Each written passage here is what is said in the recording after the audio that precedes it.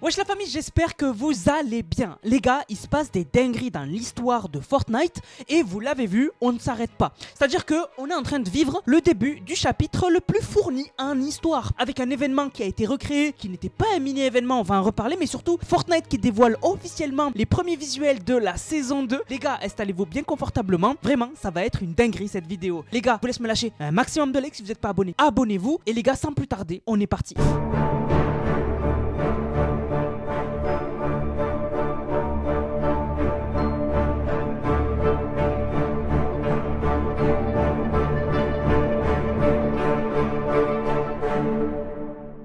Tout d'abord les gars, je n'ai pas pu faire l'événement de la fusée. Pourquoi? Eh bien parce que je suis rentré en France et donc j'ai eu plusieurs vols d'avion. Mais qu'est-ce qui s'est passé exactement? Vous le savez, une faille était apparue en haut sur la map du chapitre 7. Et alors, on savait qu'il allait se passer quelque chose. Je vous en avais parlé, je vous avais dit qu'une fusée allait avoir un lien avec cette faille. Et qu'on devait avoir le retour du visiteur pour les quêtes du visiteur de l'histoire. Et donc finalement, ça s'est passé au dernier moment puisque Fortnite ont décrypté l'événement au dernier moment. Et c'était pas un mini-event. Parce qu'en fait, il faut revoir ce terme de mini-event. Les mini-events, c'est des events très rapides et courts. Là les gars, c'était un event de malade. Il a duré longtemps et c'était mieux que l'event de la fusée du chapitre 1. Ça veut dire que là, c'était un event en fait. C'était pas un mini-event, c'était un event. Et alors, qu'est-ce qui s'est passé? Eh bien, on a eu le retour du visiteur. En fait, comme vous le savez, avec les quêtes de l'institution, on avait appelé les membres des 7 qui pouvaient répondre à notre appel. Parce que on a besoin d'aide. On a posé une balise pour demander de l'aide. Quelqu'un nous a répondu, c'est le visiteur qui a ouvert une faille et qui est venu en Battle Royale. L'événement était exceptionnel et il a fait plusieurs failles. Pourquoi? Pour ralentir. Il allait trop vite. Et donc il a fait plein de failles pour ralentir. Il a fallu exploser l'effigie qui est à Las Vegas du chapitre 7. Finalement, il l'a pas détruite et au final, il a atterri à Canyon Confidentiel. Et actuellement, le visiteur est à Canyon Confidentiel. Donc c'était juste exceptionnel. Encore un mini-événement dans cette saison 1, chapitre 7. Mais on se demande quelque chose. Est-ce que du point de vue du visiteur, son arrivée au chapitre 7 n'a pas été instantanée? Parce que de notre point de vue, on a eu l'événement de la fusée il y a un bon moment de cela en OG. Mais est-ce que finalement, le visiteur, quand il a pris la faille en OG, il n'a pas directement de son point de vue atterri en Battle Royale? Et du coup, ça ferait un événement incroyable où les deux événements seraient liés. Quand le visiteur aurait pris la faille de son point de vue en OG, il aurait atterri de l'autre côté en chapitre 7. Ça expliquerait pourquoi la faille a la même forme que celle de OG. C'est parce que après qu'il soit parti de OG, nous, de notre point de vue, il a mis des mois à arriver en Battle Royale. Mais de son point de vue à lui, ça aurait été instantané. Et tout le monde est d'accord pour le dire, même Hypex, c'est la saison de Fortnite avec le plus d'histoire. On n'a jamais eu ça dans l'histoire de Fortnite. Dans le chapitre 1, dans le chapitre 2, dans le chapitre 3, dans le chapitre 4, dans le chapitre 5, dans le chapitre 6. On n'a jamais eu autant d'histoires dans une saison. On a eu 1 milliard de mini-events et on va continuer d'enchaîner les mini-événements. C'est ça qui est complètement dingue, c'est qu'il y en a encore 2 qui arrivent les gars. Il y a encore un event qui arrive avec le vaisseau du voyageur, on va en parler dans quelques secondes. Il y a aussi l'événement de fin de saison qui n'est même pas dans les fichiers du jeu. Et ce qui est incroyable, c'est qu'on a notre nouveau Donald Mustard puisque Ted Timmins, avec le tweet d'Hypex qui a dit qu'on n'a jamais eu autant d'histoires dans la saison actuelle et qu'il espère qu'on aura autant dans la saison 2, on a Ted Timmins qui a répondu. Ted Timmins a rejoint Epic il y a pas longtemps et c'est celui qui communique le plus avec la communauté sur Twitter et il a dit: j'ai le sentiment que cette réalité ne fait que commencer. Donc les gars, c'est que le début. On va enchaîner énormément d'events et comptez sur moi pour ne pas les louper cette fois-ci, pour tous vous les stream. Mais alors maintenant, parlons de la bombe que vient de lâcher Fortnite. Avant, si vous êtes toujours là, n'hésitez pas à liker la vidéo et à vous abonner si c'est pas fait. Surtout, c'est important et dites-moi dans les commentaires si vous êtes hype. Fortnite ont annoncé le Power Hour de ce week-end. Le Power Hour, c'est en fait une heure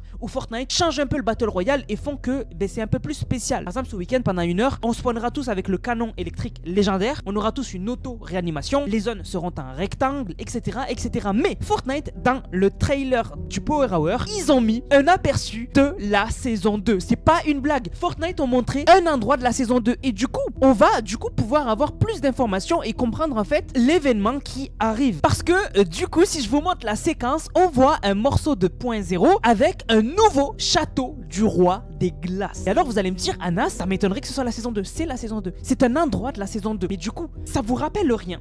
Ça nous rappelle l'image qu'on a eue de l'événement qui arrive. Pour ceux qui savent pas, bientôt il y a un événement qui arrive. C'est pas l'événement de fin de saison. C'est un événement qui arrive peut-être cette semaine, peut-être le week-end prochain, on sait pas. Mais il y a un événement qui arrive où le voyageur va envoyer un laser sur les morceaux de point 0 au mid. Et quand il va le faire, ça va non seulement désactiver son vaisseau parce qu'il va mettre toute sa puissance, mais surtout, ça va créer des portails de failles. Et les portails de failles, je vous les avais montrés, je vous remontre la vidéo. Les portails portails de failles vont nous montrer des dimensions où il y a un morceau de point 0. Et donc, on avait une dimension où il y a ce morceau de point 0 à côté d'un endroit un peu plage, ok? Il y a un autre endroit où, c'est à cet endroit-là exactement en Battle Royale actuel et on voit un morceau de point 0 à côté de Canyon confidentiel. Et on a un autre morceau de point 0, lui on savait pas où c'était puisque c'est un endroit complètement glacé et on n'a aucun endroit glacé dans le chapitre 7. Et en fait, on vient de comprendre. En fait, qu'est-ce qui va se passer? En fait, dans cet événement où le voyageur va bombarder les morceaux de point 0, il en a marre. En fait, vous l'avez vu, pour reconstituer le point 0, le voyageur il s'est dit, je vais me téléporter dans les dimensions où il y a les morceaux, je vais y aller, je vais le récupérer, je vais les ramener. Ça prend trop de temps pour lui. Même s'il a ramené déjà 2 morceaux de point 0 et qu'il va en ramener un 3e cette semaine,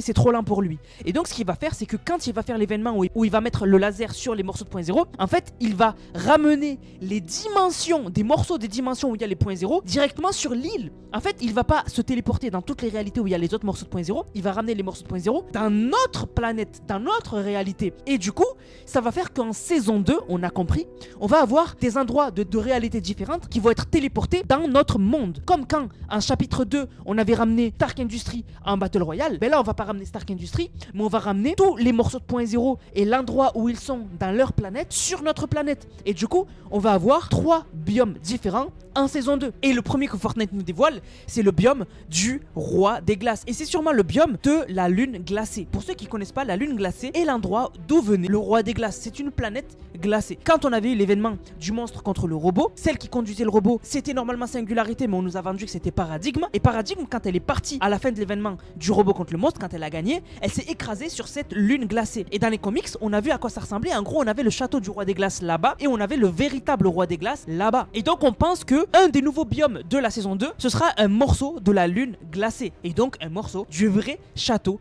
du roi des glaces. Parce que le château qu'on a eu à Polar Peak à l'époque, ou même là en Oji, c'est une partie de son château, c'est pas tout le château. Et ça a l'air incroyable. Et du coup, on aura un biome glacé en saison 2. Mais du coup, ça veut dire que on aura aussi ce biome-là. Donc on va avoir un biome désertique, un peu plage, avec ce phare en saison 2. Et ensuite, on va avoir ce biome avec de la jungle, une sorte de jungle, une sorte de truc tropical. Et surtout, les endroits seront exactement là où les portails vont apparaître dans pas longtemps. Et donc, du coup, ça nous donne cette image de Blurred Zen, où du coup, on voit que la partie plage, elle sera à gauche de la map. Donc on voit que Bébossu va disparaître en saison 2 et sera remplacé par un endroit complètement différent qui ressemblera à cette image où il y aura un morceau de point 0. Ensuite, l'endroit qu'on a vu donc de la vidéo du roi des glaces, donc le château du roi des glaces, sera à l'endroit où on a ce fameux lac en forme de patte d'ours. Donc ce sera un nouveau biome glacé. Donc on aura biome plage qu'on a déjà, biome glacé qui sera nouveau. Et ensuite, le biome tropical sera vers Canyon confidentiel en bas à droite. Ça, c'est les biomes qu'on connaît.